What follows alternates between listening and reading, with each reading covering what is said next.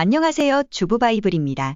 평소 우리가 즐겨 먹는 음식이지만 알고 보면 건강에 좋지 않은 영향을 미치는 음식들이 존재합니다. 몸에 좋다고 알려져 있어 챙겨 먹던 음식도 오히려 악영향을 미칠 수 있다는 사실. 따라서 무심코 먹었던 음식이라도 한 번 더 확인하여 섭취할 필요가 있습니다. 그렇다면 도대체 어떤 음식들이 있는지 살펴보도록 하겠습니다.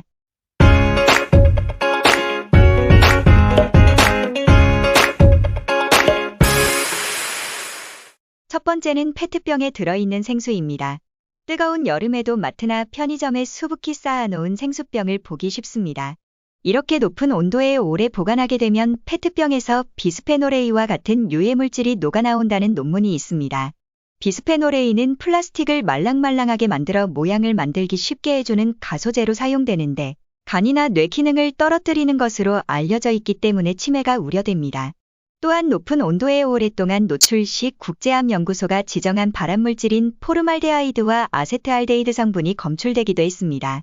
단기간 소량 의섭취는 큰 문제는 없겠지만 지속적으로 꾸준히 마신다면 건강에 문제가 생기게 됩니다.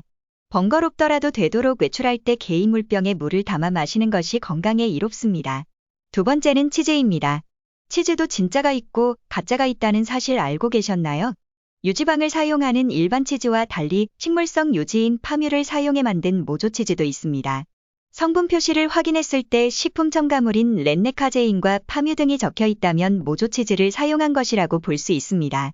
모조치즈는 파뮤를 주원료로 해서 물과 섞는데 이때 기름과 물이 잘 섞이도록 유화제를 넣고 응고제인 렌네카제인 등을 혼합하여 제조해 진짜 치즈처럼 보이도록 만듭니다. 모조치즈가 가장 많이 쓰이는 음식은 패스트푸드의 상징인 피자입니다. 피자에는 치즈가 무척 많이 들어가는데 피자 한 판에 5,000원부터 만원 하는 피자엔 대부분 이러한 값싼 모조치즈를 사용했을 확률이 높습니다. 모조치즈는 포화지방 함량이 높아 과다 섭취할 경우 고혈압, 고지혈증과 같은 혈관계 질환을 유발할 수 있으니 주의하시기 바랍니다. 세 번째는 카놀라유입니다. 부작용에 대해 큰 논란이 되고 있는 기름인데요. 카놀라유의 발연점은 240도로 보통 튀김 요리 온도인 180도보다 높아서 대부분의 사람들이 안심하고 사용해도 되는 걸로 알고 있습니다.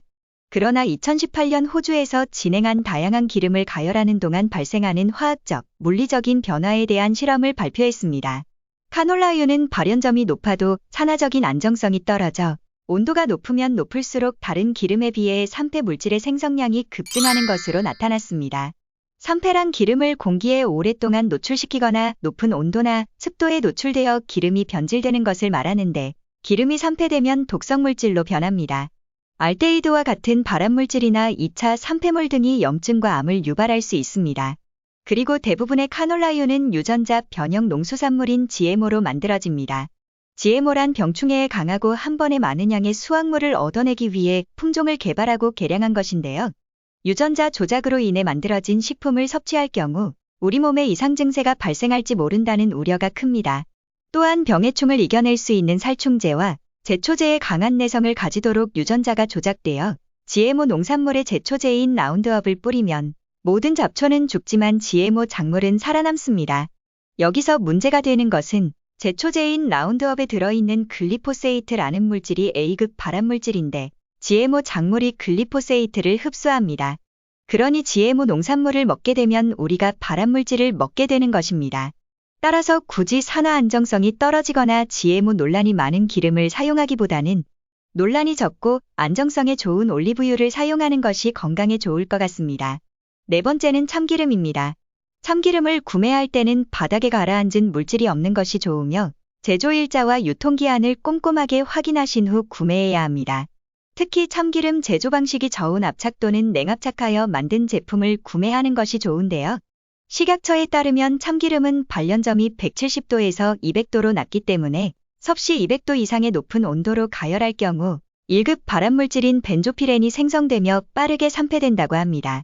따라서 제조 과정이 고온에서 압착한 참기름보다는 저온 압착, 냉압착을 이용한 참기름을 구매해서 드시는 것이 좋습니다.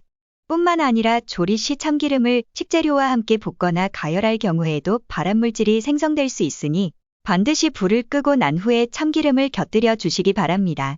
다섯 번째는 가공육입니다. 많은 분들이 고기 대신 햄이나 소시지를 섭취하기도 하고 훈제오리는 오리고기이기 때문에 건강에 좋다 생각하고 아이들 반찬으로 자주 먹이곤 합니다.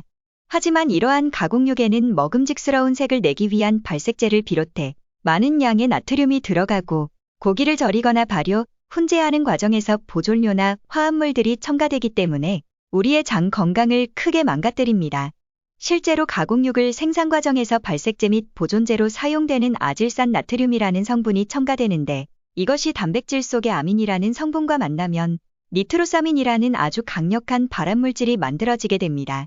전문가들은 가끔 먹는 가공육은 크게 문제될 게 없겠지만 꾸준히 자주 섭취하는 것이라면 암 발생 위험 역시 커질 수밖에 없다고 하는데요. 가공육을 건강하게 먹는 방법도 있습니다. 비타민C와 같은 항산화제 성분을 같이 섭취하면 니트로사민 생성이 억제된다고 합니다. 그러니 가공육을 드실 땐 야채를 곁들여 먹는 것이 건강에 좋겠습니다.